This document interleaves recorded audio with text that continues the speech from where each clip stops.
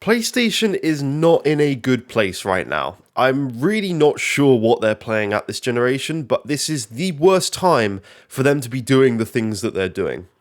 My name is Major Ben and welcome to my channel. I do hope you guys are having a fantastic day as always. I'm going on a little bit of a rant slash just a bit of a discussion with you guys because I'm interested to hear what your thoughts and opinions are. So we've had the news recently that there is a Horizon Zero Dawn remake. You know, the game that launched in 2017 for PS4 and they got it enhanced for PS5. They are now doing a remake, a blatant cash grab for this one, and many others. In fact, you can see behind me, I've just been playing The Last of Us. I just got my platinum trophy on that. And I'm an idiot for buying that game because, you know, it's a £70 remake, a $70 wherever you are, $70, £70 remake of a game that's launched multiple different times. The good thing about this one is it didn't have an enhancement for the PS5, whether you look at that as a good thing or not. And this is a remake, which I'm assuming Horizon Zero Dawn will be a remake, but I shouldn't have bought this. There's no justification for me buying this. I love the game. It looks phenomenal. It played amazing with VRR. It ran at over 60 frames. It was gorgeously smooth to play, and it's nice to have that game, but I'm still stupid for buying it. And this is the reason I'm stupid for buying it, because PlayStation have seen how well this game is sold on PS5, and they've gone, well, let's just keep doing the same thing. Let's repeat the success of the games that we've already made that have done well, and let's recharge even more money than we charged for the original release of that game, and save a ton of money because we're not paying for voice actors, we're not paying for any story writers, nothing like that. We're just going to re-release the same game with enhancements, better graphics, better textures, things like that, and call it a remake. Like, this is like really frustrating now. Especially as this game has literally just come out in 2017. It's deeply concerning that this is the route Sony seem to be going.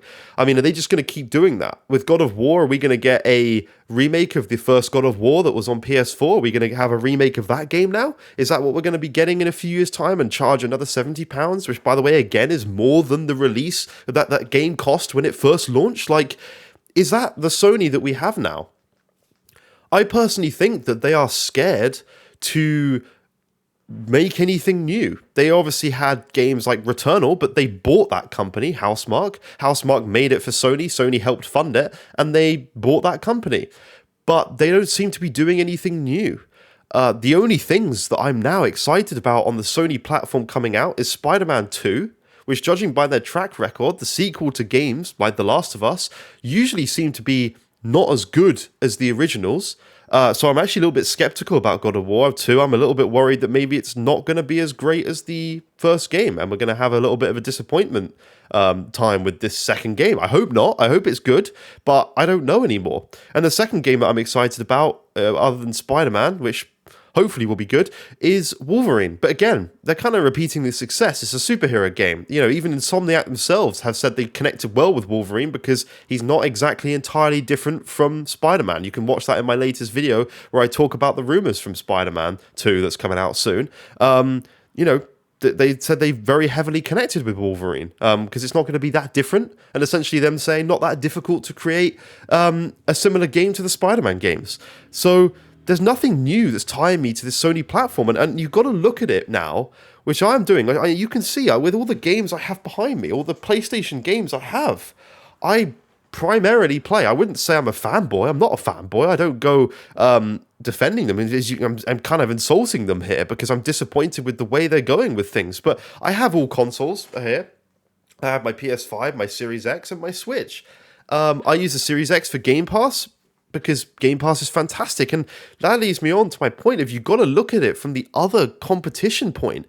You've got £70 games on PlayStation, which don't cost £70 on Xbox. You have Xbox who games like A Plague's Tale, for example, the second game that's coming out, in a matter of a few weeks' time, you would have to pay £40 on the PlayStation to buy it. Yet Game Pass, it's built in free of charge. I already pay for Game Pass without that game coming or not, because I love Forza, I love Flight Simulator, and I love the Gears series. I play those a lot, and Halo, obviously. But you're going to have to pay £40 on the PlayStation side to get A Plague's Tale, and you're going to get it built into your Game Pass subscription on the Series X side. Not to mention the console now costs more for PlayStation. Like, yeah, okay, there's not a lot of exclusives up until this point that have been new on the Series X platform, but if you've gone from PlayStation 2 to PlayStation 3 to PlayStation 4, you're going to have the entire catalogue of Xbox games at the palm of your hands with a subscription to Game Pass.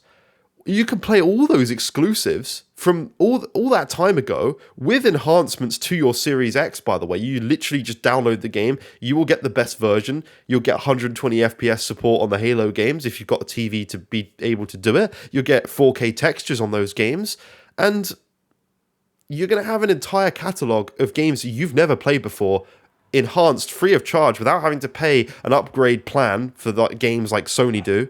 And you're going to get those in your Game Pass, without having to spend £70 to get a game to look better. Like, you got to look at it. And, as I said, with the console being cheaper now, the Xbox Series X is the cheaper console and the more powerful console of the two systems.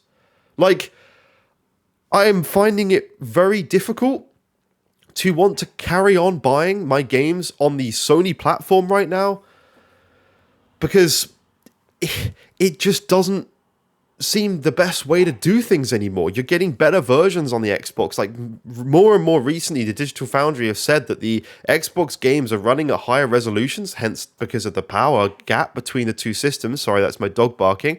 Because of the power gap, you're getting better versions, yes, tiny amounts, but in the end of the day, cheaper console, better version of the game. Even if it's a tiny amount better version, tiny higher resolutions, is still a better version. Like, whatever way you look at it, whatever way you spin it, if it's got 10 more pixels vertically and 10 more pixels horizontally, even if it's a tiny better version, it's still a better version. And chances are you're getting that version at a lot less cost because it's on Game Pass, like A Plague's Tale. Like, do I want to go out and spend £40 to play it on my PlayStation here when I could just play it on my Xbox? And I know you guys are thinking, well, you got both. Just play Plague's Tale on Xbox and then play the other games that you want to play on PlayStation. If you're going to have to buy them here. I like personally keeping my catalog the same. I like having my games in the same place, if that makes sense. Some of you guys might say, oh, that's stupid, just buy anywhere. I don't like to do that. That's a preference for me. I don't like to. You can say I'm a fanboy or whatever, even though I'm thinking of switching to the other platform. Like, you can say whatever you like. I have all of them. I play all of them. But I kind of want to buy games in one place. And this generation, it just seems like the best place to play is Xbox. The consumer-friendly attitude that they have, the games they have coming out, the entirety of the ZeniMax catalog that's going to be built into Game Pass, all of their exclusives will be built into Game Pass. Starfield, I'm not going to have to pay for. I already pay for my subscription. It's just going to be built into the subscription that I'm already paying for. All the Forza games that I love, Motorsport that's coming out, straight in Game Pass. The next Elder Scrolls game, straight in Game Pass.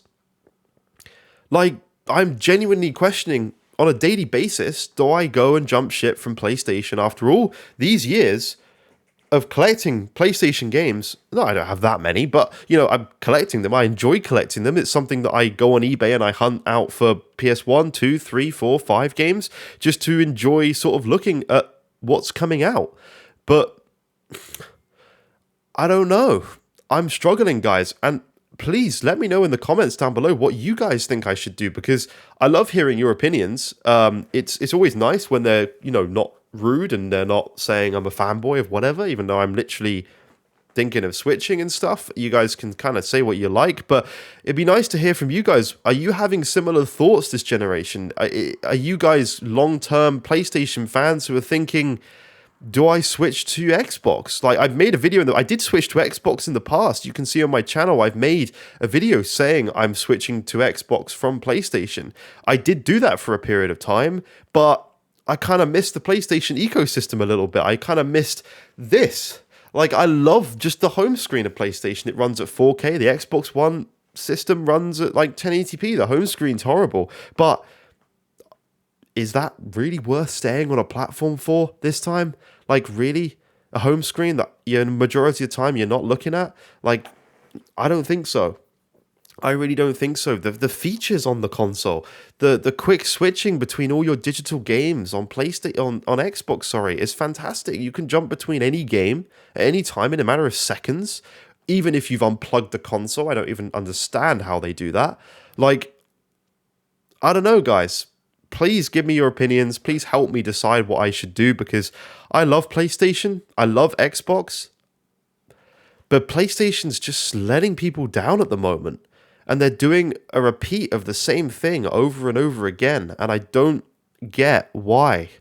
I don't understand why they're not wanting to do something new, be beneficial to the consumer, cut some costs here to allow people to buy the PS5 at the same cost that I bought my PS5 on launch day.